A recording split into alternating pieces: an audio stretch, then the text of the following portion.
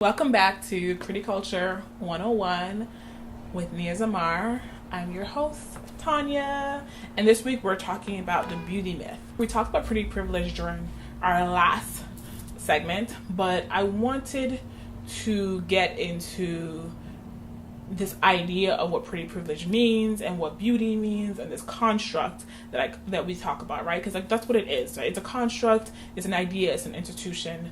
And I really thought it would be a good idea if we got into it a little bit more during this segment around gender and sexuality. And I feel like this book,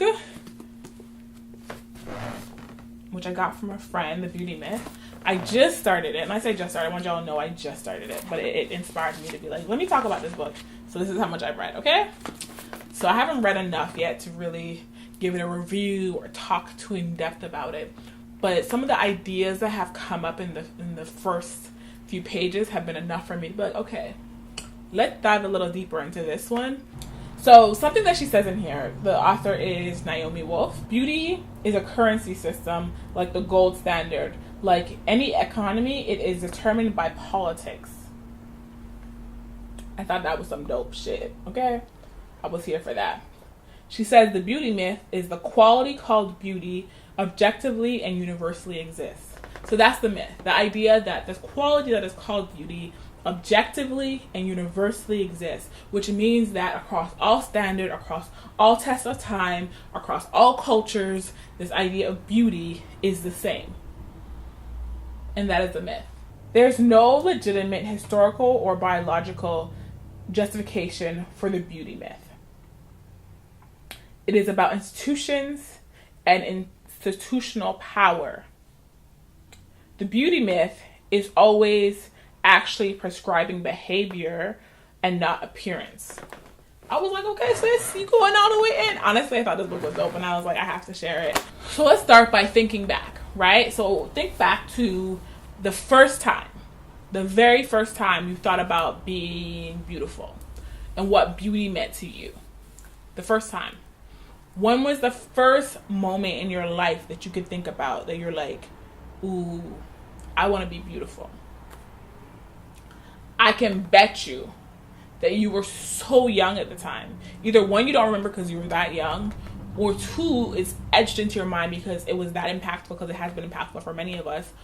But you were also so young, you didn't even fully understand what beauty meant, but you knew it was something that you wanted. You knew it was something desirable. And you're able to make something seem as if it's objective. When you're able to make it seem as if it's universal, as if it's just this idea that we just all know about, there's the power in that is that you're able to control things like who gets into what position, gets what job.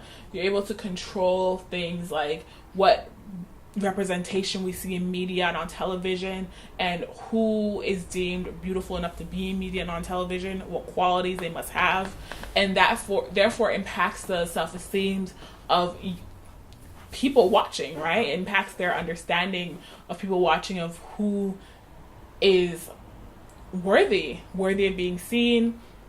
And then it impacts those same people that are like, well, I'm not even mainstream, so how could I go into my workplace and negotiate and navigate for better pay, which would then increase my health care, increase my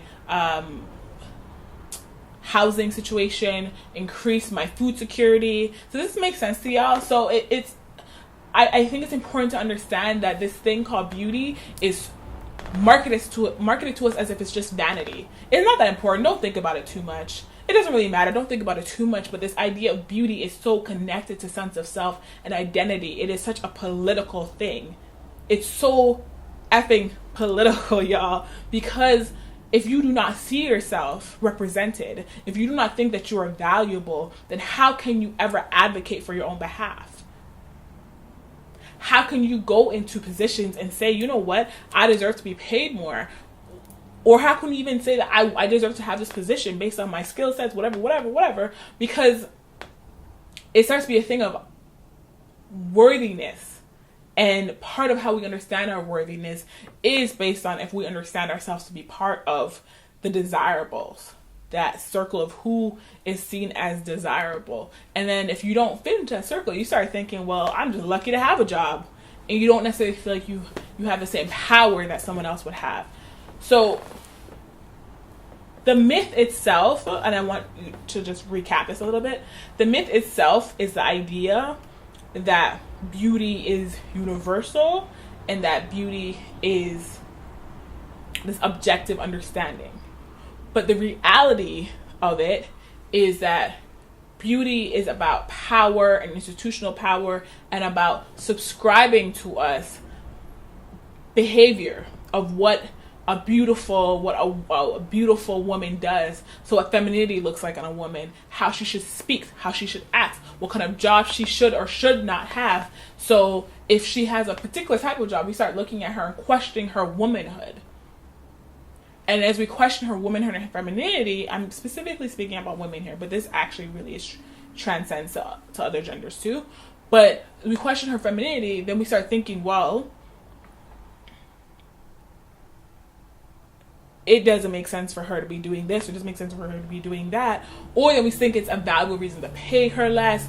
All these things are connected. And what beauty is usually used to do is to tell us how to act or how not to act. Therefore, impacting our level and quality of life. And our quality of life is linked to our spiritual, emotional, mental, physical health and happiness. So I told you what the actual issue is. We defined it. And I always want to leave these videos with you thinking about what can you do? Okay, so if we agree that this is a myth, we agree that this myth is political, we agree that it is connected to systems of patriarchy and institutional, and it's about power, like most things are actually about power, then what is it that we do about it? And I'm a really big advocate for doing what you can within your own being, within your own world, so to speak. So part of it is you start to be mindful of ideas and beliefs that you have, be reflective on them, and challenge yourself. When you start thinking something is beautiful or not beautiful, someone is beautiful or not beautiful, be mindful of how you start treating that someone. Be mindful, if you do have power, to have to create media, whether that be on social media, whatever, YouTube, whether that be on Instagram, whatever, to be mindful of what ideas you're offering out to the world, what you're giving people. I think much of the healing, though, is healing of the self. Much of the healing is having a deeper understanding that you are worthy and you are valuable, and internalizing this self-love as a means of advocating for yourself and advocating on your own behalf.